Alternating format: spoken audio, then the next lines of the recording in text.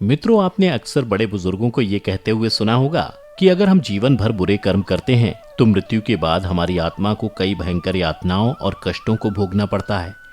वैतरणी नदी से होकर गुजरना पड़ता है, यमदूतों की मार सहनी पड़ती है और पापी आत्मा को तो पशु नोच नोच कर खाते हैं। लेकिन क्या कभी सोचा है कि आखिर हमारी पाप पुण्य का लेखा जोखा कौन रखता है और कैसे यमलोक में धर्मराज पापियों को सजा देते हैं? आइए साथ मिलकर जानते हैं। तो मित्रों, नमस्कार और स्वागत है आप सभी का एक बार फिर द डिवाइन टेल्स पर। गरुड़ पुराण के 3रे अध्याय में धर्मराज द्वारा पापी आत्माओं को सजा देने का वर्णन मिलता है। पक्षीराज श्री हरि से प्रश्न करते हैं, हे केशव, यम मार्ग की यात्रा पूरी करने के बाद यम भवन में जाकर पापी किस प्रकार की यातना को भोगता है और किस प्रकार धर्मराज पापियों को सजा देते हैं? इस पर श्री हरि कहते हैं, जो नास्तिक और महापापी प्राणी होते हैं उनके बारे में धर्मराज भली भांति जानते हैं, फिर भी वो चित्रगुप्त से उनके शुभ और अशुभ कार्यों के बारे में पूछते हैं, जिस पर चित्रगुप्त श्रवणों से पापी आत्मा के बारे में जानकारी प्राप्त करते हैं। मित्रों, यहाँ पर आपकी जानकारी के लिए बता दूं कि श्रवण ब्रह्मा जी के पुत्र हैं, जो स्वर्ग, पृथ्वी और पाताल में विचरण करते हैं। उनके कान सुदूर से ही सुनने वाले और नेत्र दूर से ही सब कुछ देख लेने वाले हैं। वो श्रवण और उनकी पत्नियां ही हैं जो हम सब के बारे में सब कुछ जानती हैं। मृत्यु के बाद जब हमारी आत्मा यमलोक पहुंचती है तो श्रवण ही हमारे पाप पुण्य का लेखा जोखा चित्रगुप्त को देते हैं, जिसके बाद चित्रगुप्त धर्मराज को सब बताते हैं और फिर जीवात्मा को उसके कर्मों के आधार पर सजा मिलती है। इस प्रकार पापियों के पाप के बारे में जानकारी हासिल करने के बाद यम उन्हें बुलाकर अपना अत्यंत भयंकर रूप दिखाते हैं। यमराज की 32 भुजाएं, लाल आंखें और 3 योजन जितना विशालकाय शरीर देखकर आत्मा जोर जोर से चिल्लाने लगती है। तब धर्मराज से आज्ञा लेकर चित्रगुप्त जीवात्मा से कहते हैं, अरे पापी दुराचारी, जो पाप तूने किए वो सभी दुख देने वाले थे, और ये जानते हुए भी तूने वो पाप क्यों किए? जिस प्रकार हर्षोल्लास के साथ तूने वो पाप किए हैं, तो अब इस समय तू उनके बारे में सोचकर भयभीत क्यों हो रहा है?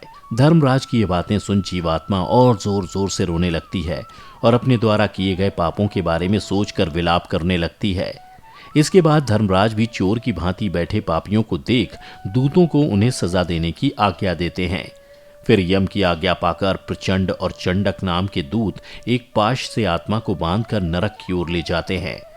मित्रों, गरुड़ पुराण के अध्याय 3 में उल्लेख मिलता है कि नरक की शुरुआत में अग्नि के समान प्रभाव वाला 5 योजन में फैला और 1 योजन ऊंचा वृक्ष है। इस वृक्ष में नीचे की ओर मुख करके सभी पापी जीवात्माओं को सांकलों से बांधा जाता है। फिर दूत उनकी पिटाई करते हैं। जीवात्मा रोती है, भूख प्यास से तड़पती है, अपने किए पर रोती है, लेकिन उनकी करुण पुकार सुनने वाला कोई नहीं होता। जीवात्मा यमदूतों से क्षमा याचना करती है, लेकिन यमदूत उन्हें लोहे की लाठियों, भालों और गदों से लगातार मारते हैं और कहते हैं, हे पापी आत्मा, तूने इतने दुराचार क्यों किए? तूने कभी क्यों सुलभ काम और अन्न का दान क्यों नहीं किया? तुमने कभी पितरों के लिए तर्पण नहीं किया, कभी कौवे, कुत्ते और गायों के लिए दान नहीं दिया, कभी अतिथियों का सत्कार नहीं किया। अगर तू ऐसा करता तो तुझे इस तरह की यातनाएं नहीं झेलनी पड़ती। ऐसा कहकर यमदूत जीवात्मा को और निर्दयता पूर्वक पीटने लगते हैं, जिससे जीवात्मा अंगारे की तरह जलती हुई वृक्ष से नीचे गिर जाती है।